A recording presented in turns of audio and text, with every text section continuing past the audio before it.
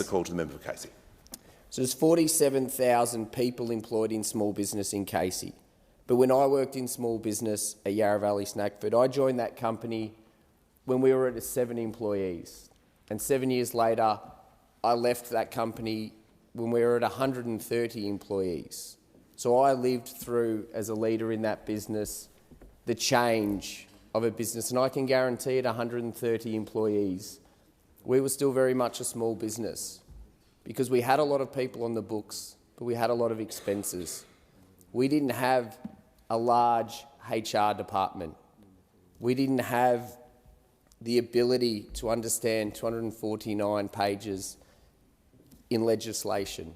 And we made decisions when we were hiring people on whether it is worth increasing the size of our business or whether we invest in infrastructure. So we need to allow businesses and small businesses to continue to grow and to employ more people. And getting the number right on this is so crucial because it has unintended consequences. As the member for Fisher said, measure twice and cut once. I worked on a job site at university and I made the mistake of measuring once and cutting, and it was a lesson I never made again. But sometimes, potentially, you're in this house for a long time and you can forget that the decisions that we make in this house, they're not ideological decisions. They're ideological discussions, yes, but they have consequences in the real world for real people, for small business owners, for mothers and fathers that are looking to put food on the table. So it's so important that we take the time to get this legislation right. Already 150 amendments.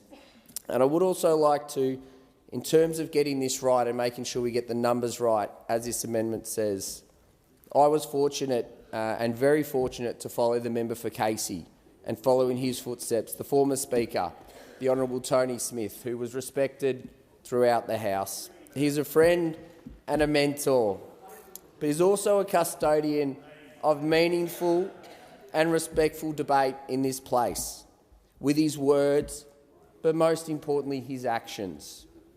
And so I'll finish with a quote from the Honourable Tony Smith from yesterday that relates directly to this amendment, to this debate, and what's happening with rushing this through. And he said, "It is critical to remember that democracy is fundamentally underpinned by disagreement. At its core, democracy is a contest of ideas and ideals, a contest to find, like the number of small businesses, that's mine, and form the best possible ideas and deliver on them. Integral to this contest is a process of respectful disagreement and debate."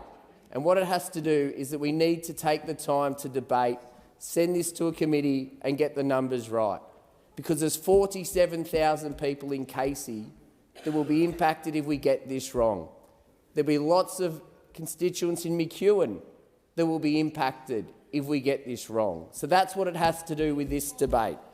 We take our time, we get it right, we allow a committee to understand it. 150 amendments already shows that there are changes with this debate. And every time we make another amendment like this, it has consequences, unintended.